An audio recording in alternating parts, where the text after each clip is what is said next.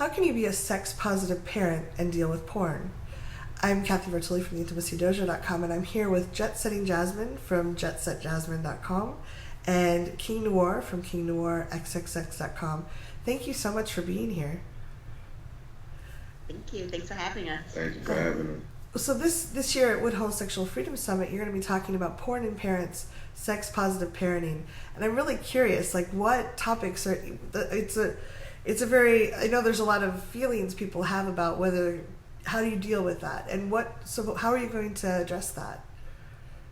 So one of the most important things for us is to really just normalize that it's our job. It's the work that we do. Yes. And just like any other industry or form of work, we have responsibilities outside of that work. And part of that is raising our family and providing for our family. So the first thing is just to kind of normalize sex work. I think that's the number one thing, is that it is work. It provides for our family. Yeah. But at the same time, we bring a set of values and ethics into our household that allow us to do our work and also be great parents to our children.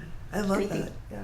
Yeah, and I think it's also important, whether it's work or not, sex is a natural part of life. It really is. And everybody has, on some form of the spectrum, sexuality, from asexuality to bisexuality, straight, LGBTQ, whatever it is. We all have something about us sexually that's how we express who we are, and it's important for it to be normalized in everybody's lives instead of shamed. Okay. Oh, yeah. Thank you so much for sharing all of that. Why did you choose Woodhull as your venue to share this time? I love the Woodhull Sexual Freedom Summit. Obviously, I'm doing the interviews, but what drew you to that summit for this? Well, this year, what drew us there was the last time we were there, which I think was 2 years ago. 2 years ago. Mm-hmm. We did our presentation on being Black in the adult entertainment industry, and it was one of our first larger events where we actually gave that talk. It might have been the first. I think so. And everybody who was there had really great feedback. It led to some really great conversations. And the other people that were presenting, the topics they were presenting on, and it was like a very intellectual and open way to speak about sex with people who are also interested in doing the same. Yeah. And with this presentation, I think it for us, it was just like, we have to go to Woodhull with it, because it's going to be a place where it's going to be received and spread and shared and talked about, and a great way for us, like that saying, where steel sharpens steel. So we'll be speaking to people who are also giving presentations on sex positivity and just approaching sex in a way that isn't shameful. To be able to be like, well, this is what we're thinking, this is what we're sharing, this is what we're building on, and other people will be able to receive it and sharpen up with us. I love that. If someone was talking to you and said, I don't know if I should go to Woodhull, I might be too new to the industry, or I'm kind of shy, what would you recommend?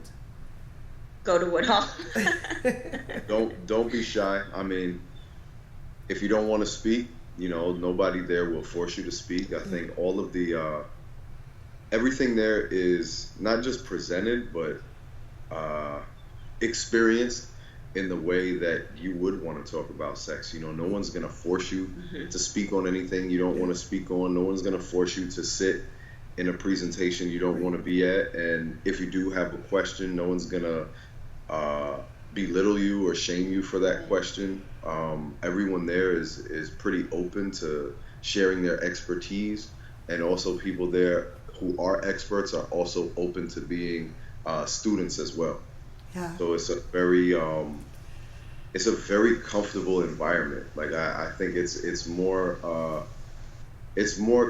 comfortable than if you just walked up to the wrong person at the wrong time and asked the question. It's like you're gonna ask the right question to the right person if you're there. Right. Yeah, it's a really warm place. I really appreciate you being here, Jasmine and King. Do you have any just last tips for someone, if someone is struggling with parenting and porn, like Do you have some places, a book or a reference you could send them to? So, really, unfortunately, no. And I don't want to say that this is new or groundbreaking work.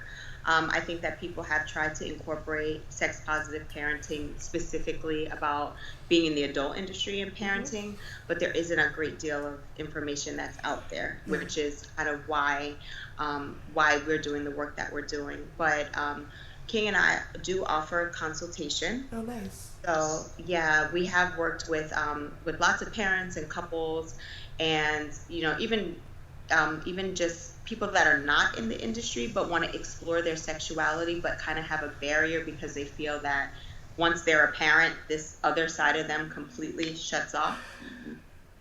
So, and that to me is also a part of sex positive parenting. How are you empowering yourself sexually as a full being while being a parent, and what are you not giving to your child by exploring that aspect of yourself? Yeah, that full role modeling, you get to be a full person is amazing. It is. And that way you don't have to, be a 30-something, 40-something-year-old struggling to find answers about sex and sexuality. There's all too many of them out there. Yeah. Mm-hmm. So King and I do private work with clients, and for those that have some kind of maybe deep-seated issues, maybe some value issues around sex and parenting, or even sex and trauma and parenting, or children experiencing trauma. We also offer a full service therapy, virtual therapy service through Blue Pearl Therapy, in which I am the lead therapist there. Wonderful. That's fabulous. So they can find you at jetsettingjasmine.com and kingnoirexxx.com. Thank you so much, both of you, for doing this today. I really appreciate everything you shared. Thank you. Thank you so much. Thank you for having us.